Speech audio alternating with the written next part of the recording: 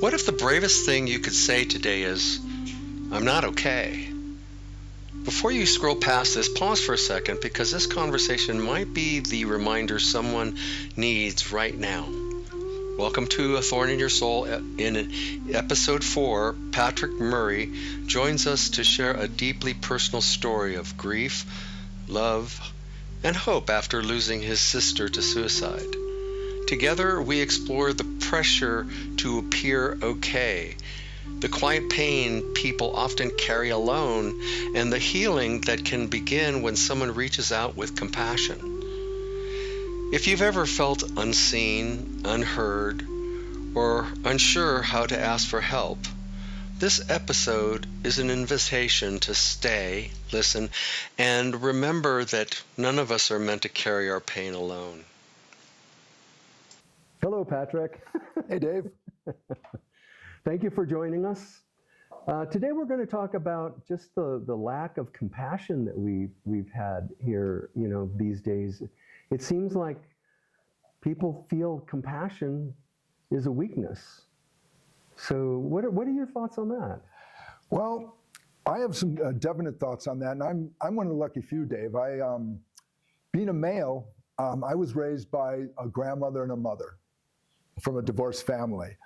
I think you made a telling point. People are embarrassed to show compassion, and I think that as a male, I think males especially sometimes are raised not to show much compassion.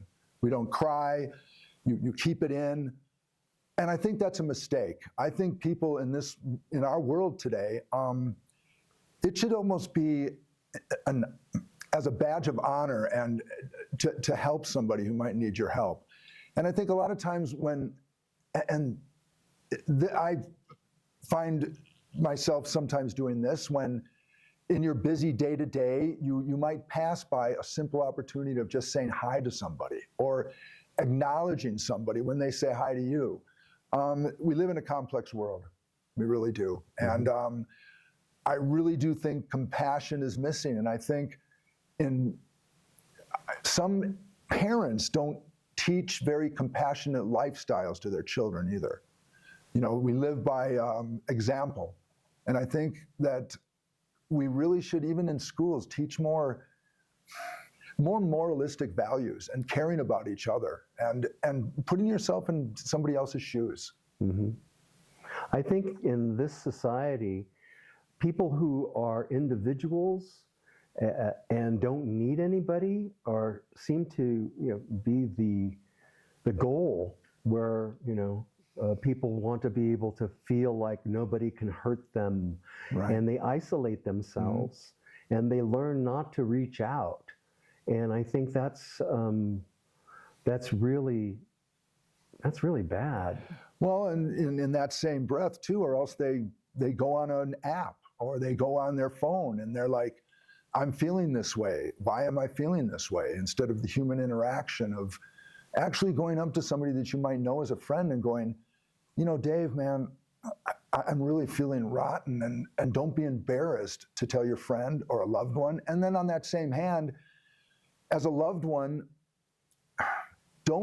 I think so many people have a tendency to, and I've been culprit of this, like, oh man, I can't pay the bills. I'm just gonna end it. And you joke about it, and you might look at that person and go, yeah, come on, you're not.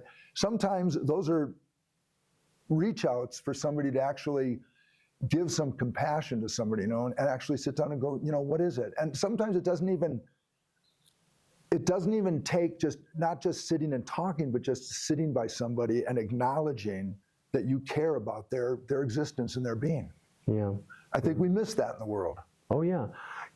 As a matter of fact, I think that the biggest gift that you can give someone is just to be there and listen. Mm. Not to be just waiting to say the next thing that you want to say, but actually hearing them.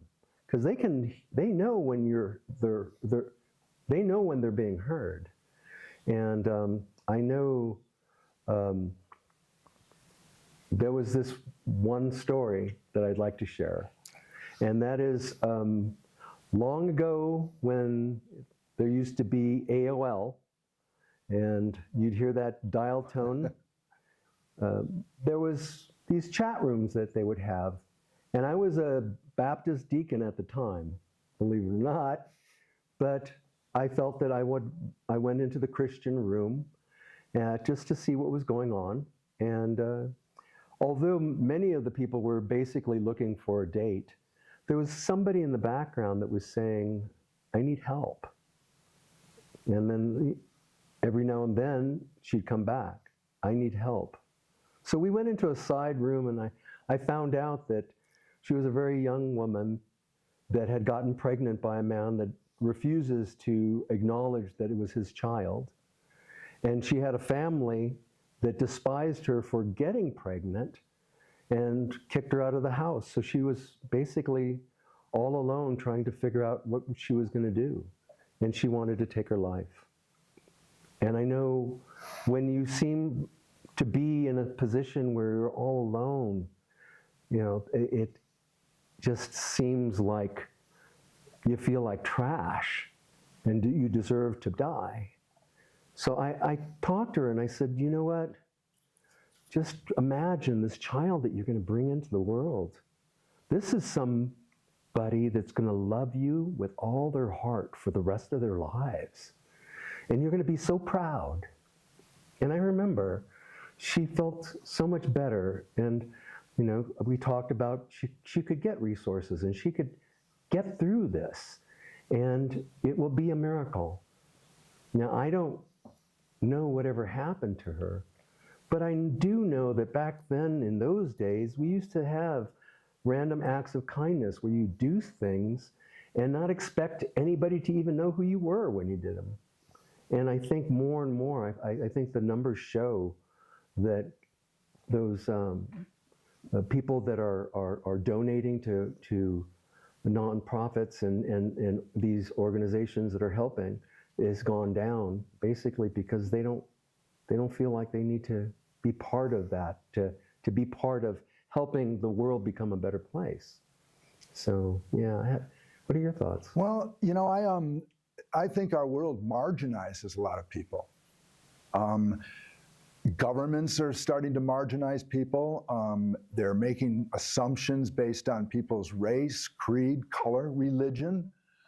I think it's a bad road to go down. And I think there's a lot of people, you were mentioning AL in those days, I think there's a lot of people now that's why they are embarrassed to seek help, because they are marginalized and they have, in their minds, it's an embarrassment thing. I don't want to reach out. If I do reach out, I'm going to be seen as I'm different. I'm going to be chastised because I have these feelings. Nobody's going to believe me. I've said this before, and my mom just shushes it. We have marginalized we marginalize just being who you are. Everybody is trying to make this. I want to be here. I want to be. Either it's rich or I want this. Where they're not grasping the sense that what you said, that you're going to have a little baby, and this baby's going to love you forever. Our society right now, and I find myself with this too, is you should be thankful for what you have. Because you can look at the other guy down the road and he might not have as much. Now, sure, I would like to, I'm 65 years old and I would like to fully retire. I will someday. Right now I have to work. But I've got it so much better off than, there's people my age, Dave, that are, I work as a property manager, and I've been in,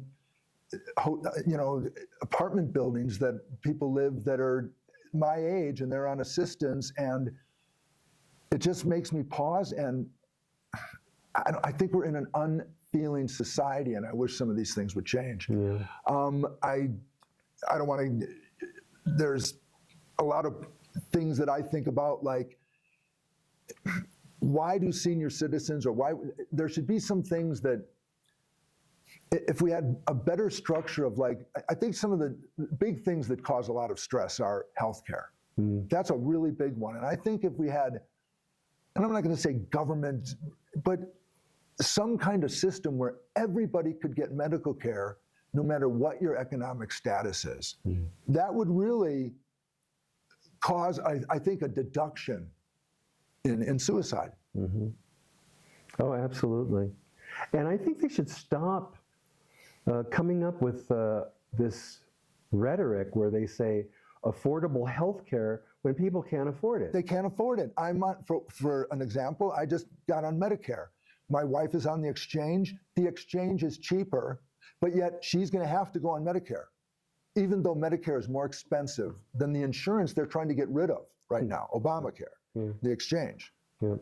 I also think that I think our government and some entities, I think the burden of paying for some of the services we have throughout America fall on the shoulder of people like you and me. Yeah. And that causes enormous amounts of stress and, not losing your home, losing a car through repossession because you're working 2 jobs in America and you can't afford to pay rent, and you might lose your car. I mean, those, if you think about it, if you don't have a car in the modern day world right now, you're not going to be, unless you can take public transportation. Yeah, but it's difficult because sometimes it'll take you 2 hours to get somewhere that only takes 15 minutes to That's drive. right. And an employer might not, he might go, there's examples of people walking 5 miles to work because they can't even afford public transportation. Yeah, it's tough out there, and there's so many reasons why people take their lives, and that's definitely one of the reasons. And our world creates such a, and I was in a play, Death of a Salesman. Oh, yeah. It's all about the death of a common man, and everybody thinks that that poor people are always the people that are, but I'm telling you, you're on the up top too, and you've got the same stresses. Our world creates such this, you got to be this way, and if you're not this way, you're not right, and people buy into that, and they end up trying to do something that they really don't have to do. I mean, Death of a Salesman, Willie, all he wanted to do was be a carpenter. But he drove himself crazy because he wanted to be the top salesman. But what he wanted to do is what Biff did, work on a farm. Yep. Sit down. And there's a line in there where Biff's like, I just like to sit down on a rock and I can, smoke a cigarette and look up in the sky and I don't have to chase, contracts and all that kind of stuff. But we're a society driven on success. And a lot of that success in our modern day world with all the media we have is dictated to us what that success is. Yeah. And you know what? This is an interesting point where the image of what you feel you are, if that starts falling apart for some reason, then you can't even imagine being somebody else in a different situation. And I know your story with your sister. She came, into those situations where something happened, and she Big time. Yeah. And she was too, because of the way that our society is, she was too embarrassed to share with us really what it was. And the gist of what my sister went through was, she has 3 boys. One of them is on the spectrum. He has Asperger's. And she was getting county assistance from Milwaukee County. She was embezzling the money. Bad. Against the law. Bad, bad, bad. I didn't find out until, she actually took her life because she was too embarrassed to come to me and say, Pat, and I don't think she was embarrassed in the sense that I would get mad at her. I think she was embarrassed in the sense that, like, anybody would think this. I think the embarrassment factor. I know what was wrong, Pat. I know I shouldn't have done it. And all the things that, but I just wish she would have given me I wish she would have reached out to me. It sounds like she didn't want to disappoint you. Yeah, it's a disappointment thing. She put me on a pedestal. My daughter, my sister put me up on a real big pedestal. And she was, I just think it was the embarrassment factor with my sister. She just didn't want, and nobody knew. But yet again, she was spending the money, her significant other must have known. They were spending money on big vacations, and And like I had told you, I would have thought that, you know, you see these cases all the time. I would have been able to talk to her and say, you know, Kathy, just come clean, admit your mistake. You might even, if there's any jail time, it's going to be short. I doubt there'll even be any. They're going to put you on probation. You're going to have to pay the money back, and you're going to have to fess up and be embarrassed. But for some reason, because she was battling, and you know, that's another thing I think suicide survivors have to get out of their mind is, it's not my fault that she didn't call me. I didn't give her, you know, I never gave her any instance where like, Kathy, don't talk to me. Mm-hmm. I mean, I always was loving. She could have reached out to me. And I think that's something that I had to kind of come to grips with, because she was always, you're not visiting me enough. You're not. She was a very needy sister. But I did come to the realization that she was not doing it to make me upset or say, you know, I told you, Pat, you're not visiting me enough. She was just very distraught. There were some other things going on in her life with her ex-husband, and they were going to come and do whatever they were going to put charges against her, mm-hmm. and she didn't reach out. Mm-hmm. Yeah, that's unfortunate. There's so many people that do not, and just for that reason. Yeah, and I think a lot of people that, when a loved one does leave us because of suicide, those are some of the things that you have to come to grips with. Is just because, you know, that one time I wouldn't go on, I said, no, I can't loan you the money, or, you know, I can't do this for you. Nobody's trying to get back at anybody. And it's never, I just don't think it's the survivors. It's detrimental to think that any blame to be placed on the people that have survived that. Yeah. And that's a hard thing to come to grips with sometimes. Yeah. Yep. You know, I've attempted several times. And it's funny because I had a gastric bypass, which means I don't absorb liquids mm-hmm. or stuff. And I was trying to take my life by taking pills and alcohol, and it doesn't absorb. So I could never kill myself that way. But the thing was, you know, I'd have to say that out of all of the people in my life that basically have turned their backs on me, you know, I had my family, my daughters, my brother and sister, everybody, they just took an attitude, and I was always the bad guy, you know, because they had to have me in that position. Even when my oldest daughter got married, she would not acknowledge me as her father, and it seemed like before leaving Texas, it seemed like my daughter just wanted me to die so she can get my stuff. And I know there's a lot of people that's the situation, is the kids aren't really supportive, and, you know, they're just waiting to get their parents' stuff. So anyway, but in looking at that, and I thought sometimes, gee, I wonder if, you know, how they are or whatever, but I realized they're living their lives right now, and they're not thinking of me at all. They got their own shit going on. So they're not blaming me for this or thinking about me about that or whatever. I've just left their lives, and they just as soon remember me as I was so many years ago when I was drinking and I was suicidal, you know. And that was really a time where I'm trying to tell people I'm hurting, you know, and on Facebook, there was like, oh, well, you shouldn't say these dark things on Facebook. You're supposed to be all joyous and all this other stuff. And you don't put, you know, dark things, even though you're just about, you know, ready to take your life. I got a whole bunch of flack because I was being so negative on Facebook. And I'm like, well, apparently I can't tell them anything. They don't care. And they never call. Nobody ever bothered to try to even see who I was. And there's a lot of that where things have changed. Father doesn't know best anymore. It's not that type of family we thought we were going to grow into. Remember? Yeah. Yeah. No, it's you've got it's not the family I grew up in the '60s. You know, parents stayed together even if they were miserable. I mean, I had friends that they slept in separate bedrooms and they didn't really love each other, but it was just the thing you did.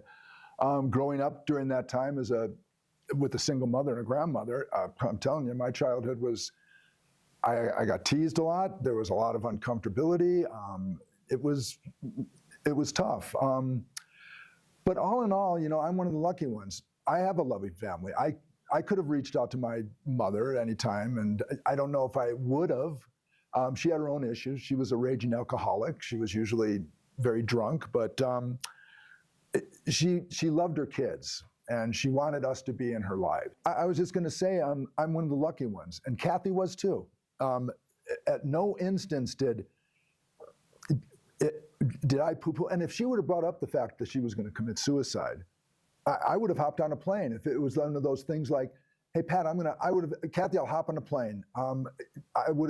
When I found out that she had taken her life, I was on a plane the hour later. And as you know, traveling, a lot of people I think that's why they don't reach out too, is because they know they don't want to be a burden to anybody. But I feel on your end though, is that the reason that you considered suicide, because your family wasn't being it was more than that. I was like what they call a digital nomad. So for IT, what that means is you go to a contract. It could be in Minnesota, Minneapolis, which I had one there.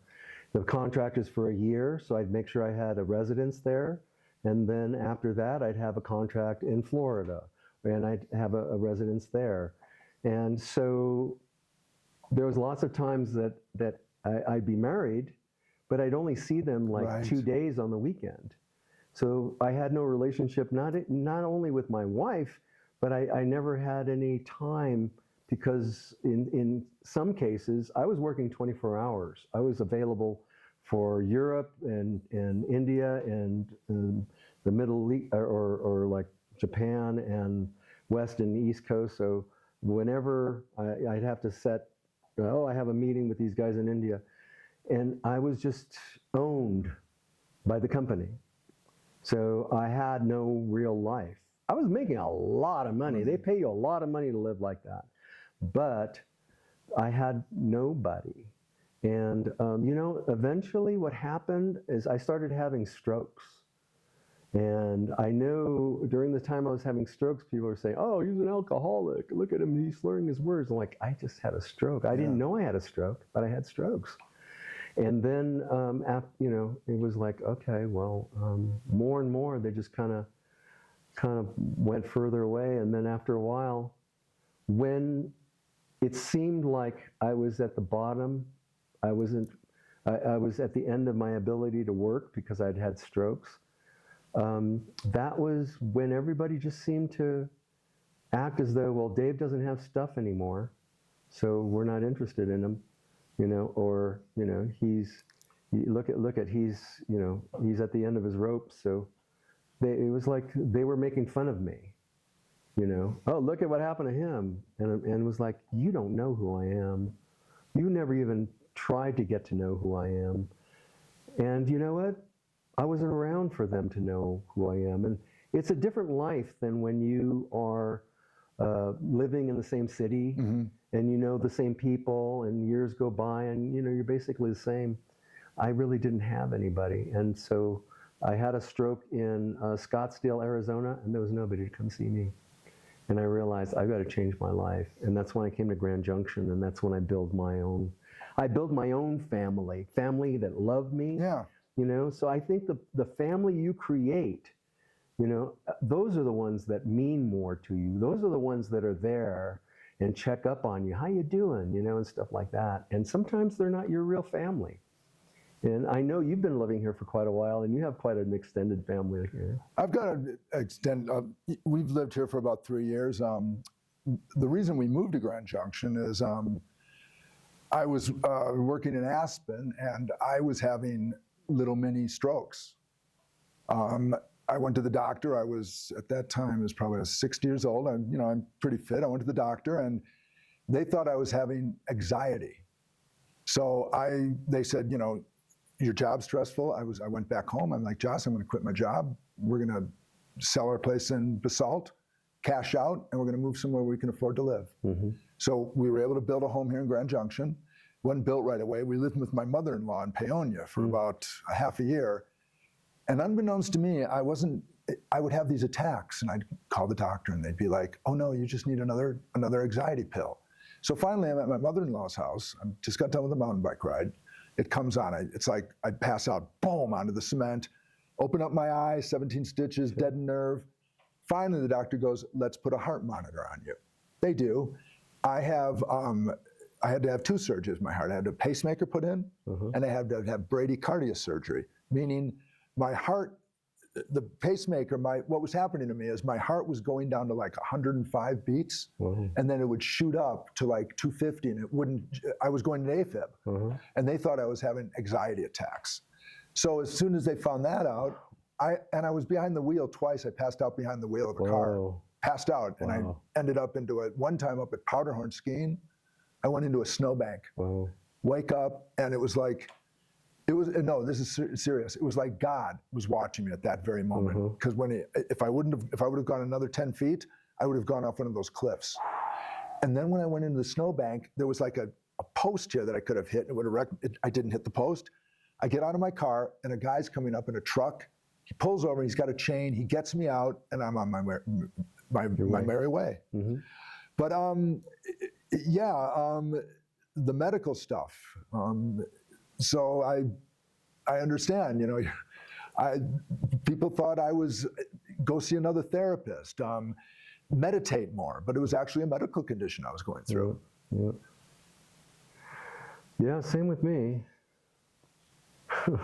Oh, well. And I'm what I always like to talk about that. I'm glad that there's people that are intelligent enough to, they bring a catheter up through you, and they map your body out on a screen, and then what they had to do is zap cells off of my heart, because there were rogue cells that weren't working. My heart was fine, but it was just a mechanical issue. So I got I hate this pacemaker thing. I just hate it. I can feel it. Oh, you have it? Oh yeah. Yes, sir. See it? Wow. Yeah, it's a pacemaker, man. Wow.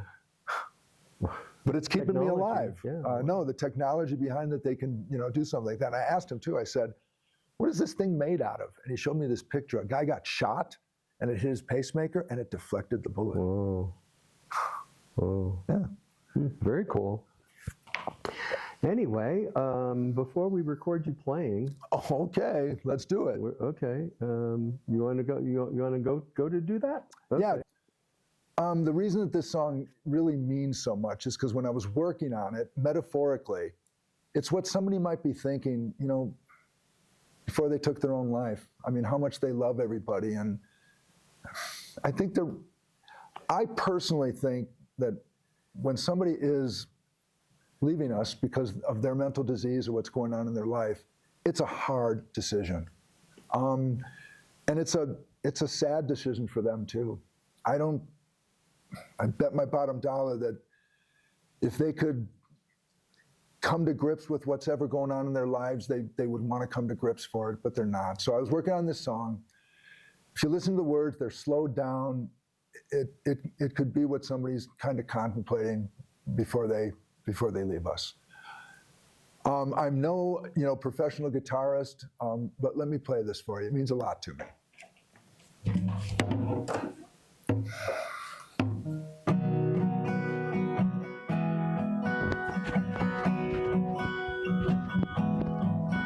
All my bags are packed, I'm ready to go. Standing here outside your door. Almost hate to wake you up to say goodbye. But the dawn is breaking, it's early morning. Taxi's waiting, he's blowing his horn. Already I'm so lonesome, I could die. So kiss me, smile for me, tell me that you'll wait for me. Hold me like you'll never let me go. Yeah, I'm leaving on a jet plane. Don't know when I'll be back again. Oh, babe, why did you go?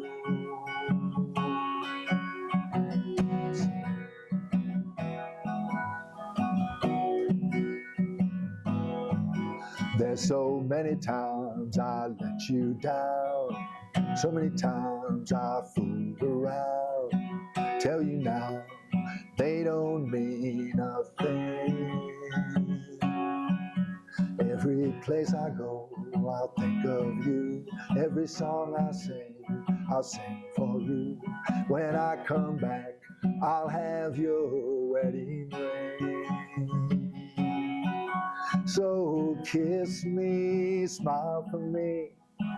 Tell me that you'll wait for me. Hold me like you'll never let me go. Yeah, I'm leaving on a jet plane. Don't know when I'll be back again. Oh, babe, I hate to go.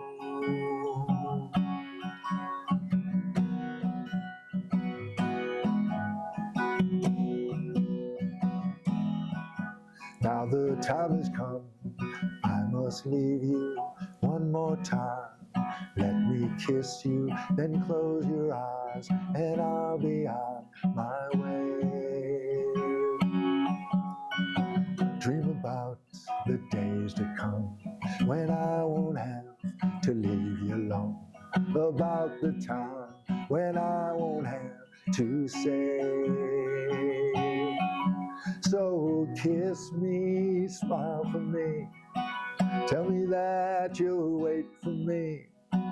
Hold me like you'll never let me go. Yeah, I'm leaving on a jet plane. Don't know when I'll be back again. Oh, babe, I hate to go. Oh, yeah, I'm leaving on a jet plane. Leaving on a jet plane. I love you, Kathy. As our conversation came to a close, Patrick picked up his guitar and played Leaving on a Jet Plane, a song that carries a deeply personal meaning for him. For Patrick, it echoes the way his sister left this world, suddenly, painfully, and far too soon. In that moment, the music becomes more than a song. It becomes a quiet tribute, a way of remembering, grieving, and keeping love alive. We leave this episode with the reminder that grief may change us, but love continues to speak in stories, in memories, in music, and in the courage to reach out. If this conversation touched you, share it with someone who may need to hear it. And above all, remember, you are not alone, and your life matters.